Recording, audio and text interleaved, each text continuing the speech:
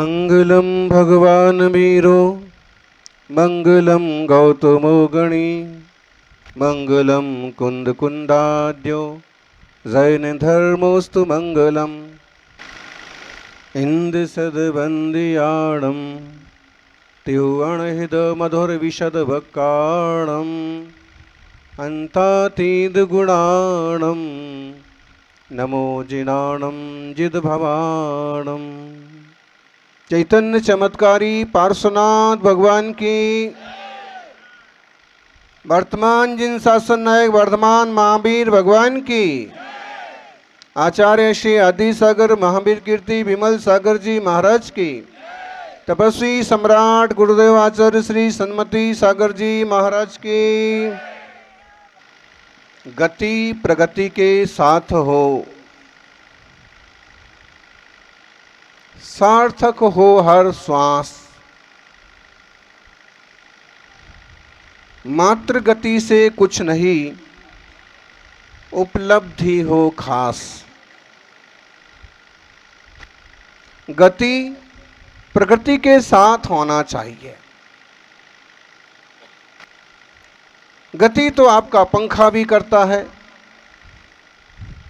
लेकिन पहुंचता कहीं नहीं है। जिम में नकली साइकिल चलाने वाले लोग भी बहुत गति करते हैं? जिम में लोग साइकिल चलाने का नाटक करते हैं। सावला जी, आजकल लोग बहुत आलसी हो गए, पैदल चलने की बजाय वो जिम में नकली साइकिल चलाते हैं। और कई लोग तो ऐसे हैं कि बिस्तर से भी नहीं उठ पाते हैं।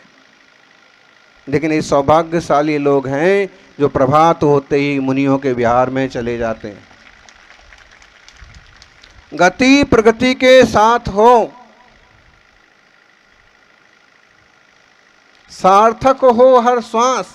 और वो गति किस काम की है जिससे कोई प्रगति नहीं होती हो? दौड़ तो बहुत रहे हैं, पहुंच कहीं नहीं रहे हैं। अब हमें वो दौड़ लगानी चाहिए जिसमें कहीं पहुंचे।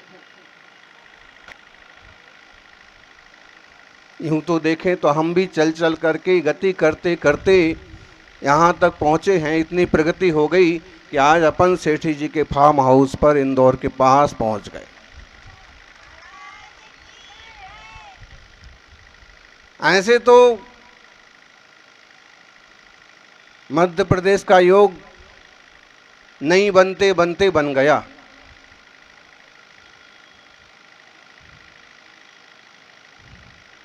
नहीं बनते बनते नाना करते, हाँ, नाना करते द्वार तुम्हारे आ पहुंचे।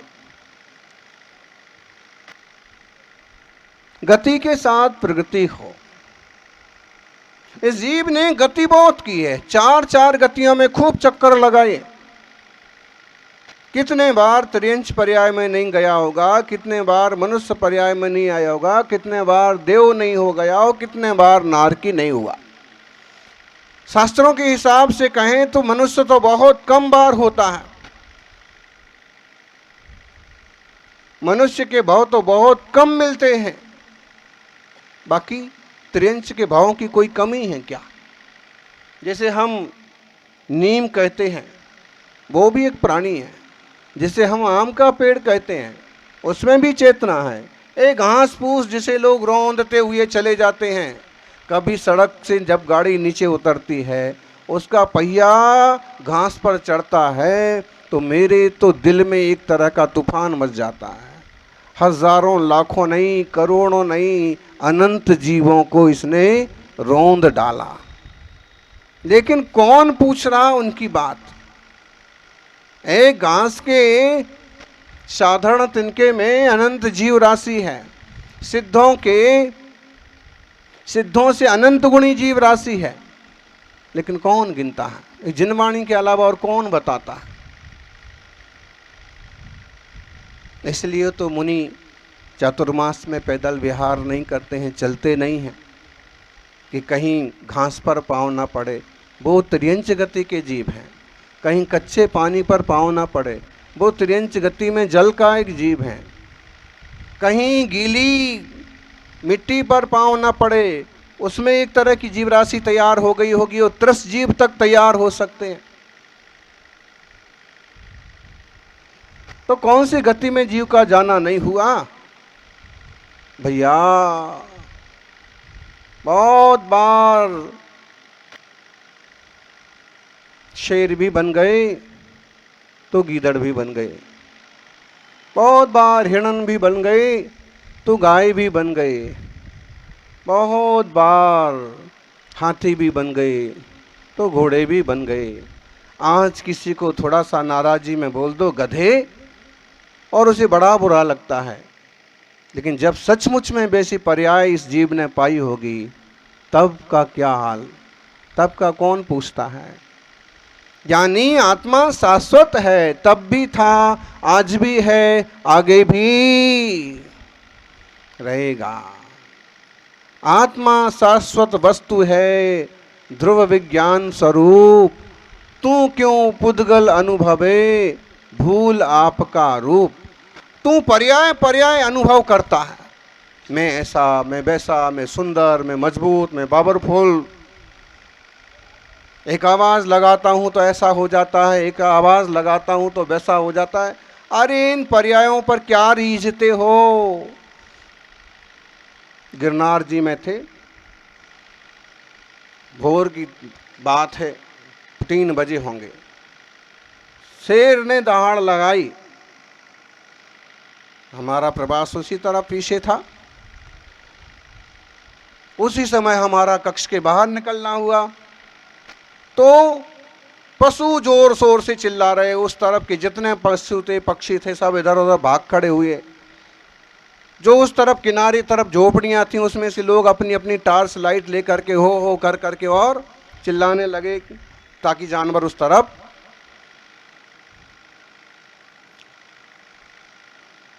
पेड़ पर बैठे बंदर आवाज करने लगे, चीखने चिल्लाने लगे, इधर उधर कूंके भागने लगे। तभी हम बाहर निकले, हमने यही सब माजरा देखा, पक्का समझ में आया कि शेर जो है यही है। एक शेर की आवाज से सब इधर उधर तितर बितर हो गया। भाई एक आवाज वो भी रही, और कभी एक आवाज वो भी होती है कि प्राणों की रक्षा के लिए बकरी खूब चीखती चिल्लाती है, लेकिन कोई रक्षा करने के लिए नहीं आता है। आप किस पर्याय पर फिदा होते हैं, आप कौन सी पर्याय का गौरव करते हैं। ये सारी चीजें बदलने वाली हैं। हम लोग गांधीनगर में थे, चतुर्मास था 2018 का। रावण का, लंकेश का रोल करने वाले अरविंद त्रिवेदी आए, बड़े भक्तिभाव से वंदना की, रात्रि भोजन त्याग का नियम लिया। तभी वहाँ उपस्थित कुछ लोगों ने कहा कि लंकेश साहब, आप जैसे रावण रामायण में हंसते थे रावण के रोल में, ज़रा एक बार एक डायलॉग लगा करके, ठहाका लगा के दिखाओ। उनने बहुत बढ़िया जवाब दिया, बोले बेटा वो दिन और थे, ये दिन और हैं। अभी मेरी तबीयत ही ठीक नहीं है और मैं अब वैसा ना बोल सकता हूँ ना मैं ऐसा हंस सकता हूँ। काफ़ी लूज हो गए थे, बहुत कमज़ोर दिख रहे थे। मतलब क्या है,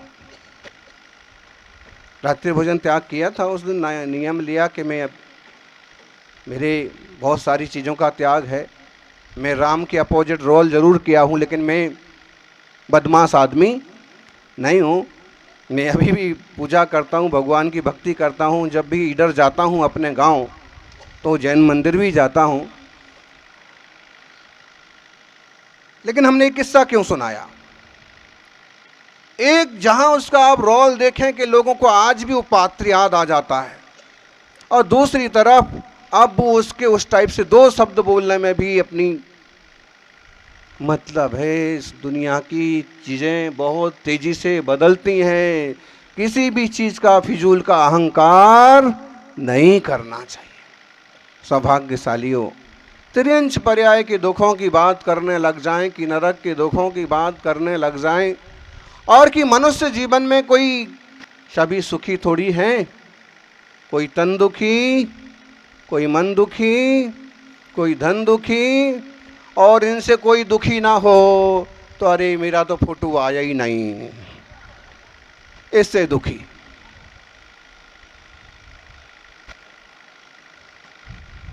आज का सबसे बड़ा दुख यही है। विचार करो जरा, कैमरा ना होता तो आप लोगों का क्या होता। मोबाइल में काश कैमरा ना होता तो तेरा क्या होता? बोले वही होता जो मंजूर खुदा होता। होता थोड़ा अच्छा ही होता, फिर भी दुख ना किसी तरह के सबको लगे रहते। और दुख का मूल कारण क्या है? दुख का कारण क्या है? कांक्षा, तृष्णा, मोह, ईर्ष्या। एक शब्द में समझ लें, दुख का कारण है देह के प्रति आत्मदृष्टि, शरीर में आत्मबुद्धि। ये दुख का कारण है। जो देह से भिन्न आत्मा को समझते हैं, स्वरूप को जानते हैं, वो कभी किसी तरह से भी दुखी नहीं होते। आत्मार्थियों, इंदौर वासियों,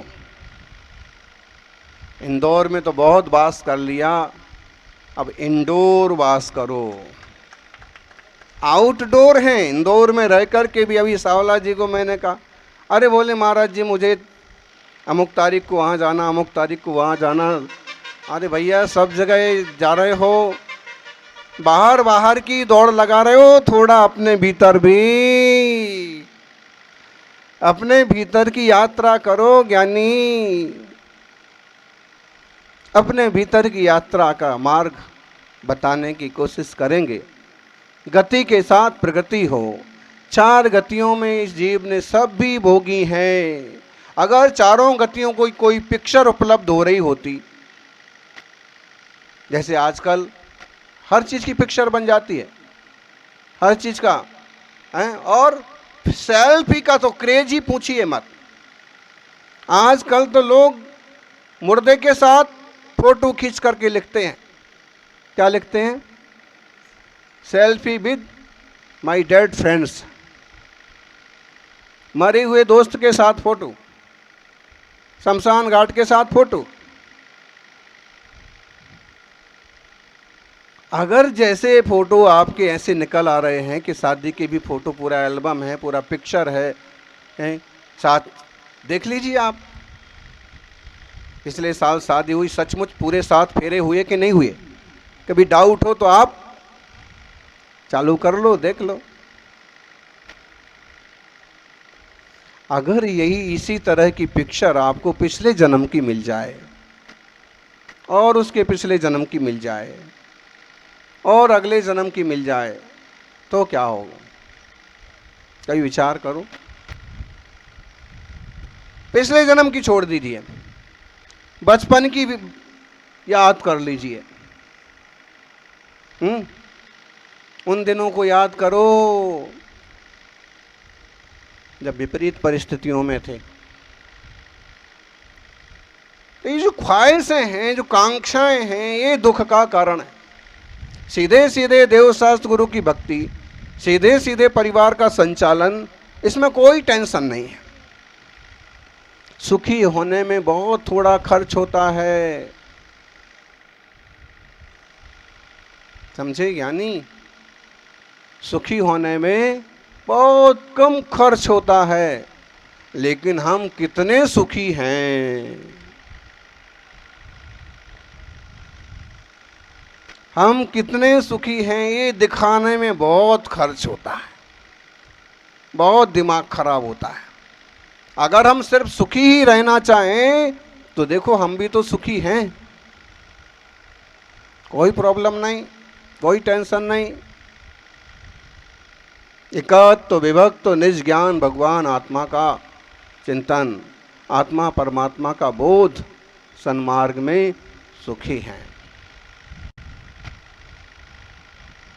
अगर किसी तरह की ईर्ष्या पालेंगे, किसी तरह का द्वेष पालेंगे तो आप परेशान हो जाएंगे। इसलिए हमेशा एक बात याद रखिए,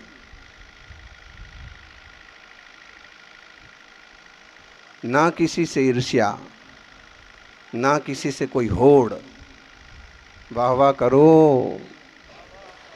ना किसी से ईर्ष्या, ना किसी से कोई होड़, मेरी अपनी मंजिल, मेरी अपनी दौड़। गति के साथ प्रगति हो। और हमने गतियां तो बहुत भोग ली, 84 लाख योनि के चक्कर लगा लिए क्या नहीं, लेकिन आज हम मनुष्य के कोठे में बैठे। कभी महावीर स्वामी का समर्षण यहाँ लग जाए ना जैन साहब, तो हमें कौन से कोठे में बैठने का मौका मिलेगा?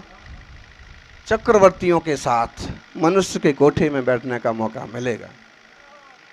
चक्रवर्ती नारायण राजाओं के साथ मनुष्य के कोठे में बैठने का मौका मिलेगा। हम इतने ऊपर पहुंच गए हैं। और फिर जब दिव्य ध्वनि खिलेगी तो ये कहा जाएगा कि मनुष्यों, सकल संयम के धारण करने के पात्र आप लोग हो। और मणोगरीये बितवो, मणोगरीये महावयम शैलम, मणोगरीये झाणम, मणोगरीये विहोई निब्बाणम। गाथा समझ में आई? समझ लो ज्ञानी, प्राकृत भाषा के बड़े मीठे शब्द हैं। भगवान कहेंगे मनुष्य गति से ही तुम्हें ध्यान हो सकता है, मनुष्य गति में ही तप हो सकता है, मनुष्य गति में ही केवल ज्ञान हो सकता है। और हे भोले भंडारियों, मनुष्य गति से ही तो मोक्ष होता है। कितनी बड़ी सौगातें हमें मिली हुई हैं। लेकिन भैया हम तो बस, महाराज आप तो हमें मंदिर का अध्यक्ष बनवा दो, हम तो उसी में खुश हैं। अरे भैया, मंदिर में बैठे हुए भगवान कह रहे हैं कि तू खुद वेदी पर बैठने लायक बन सकता है। नहीं नहीं, मुझे तो आप जो है वेदी पर तो आप ही बैठो। समझो ज्ञानी, बहुत बड़ी पावर लेके आप पैदा हुए। तो हमें 4 गतियों से निकल के पंचम गति की तरफ प्रगति करने का प्रयास करना है। सूर्योदय तो हर रोज होता है, सूर्योदय तो हर रोज होता है, लेकिन जब जिन दर्शन होता है तब भाग्योदय होता है। जब निज दर्शन होता है तब भाग्योदय होता है। सूर्योदय के साथ हमारा भाग्योदय भी हो।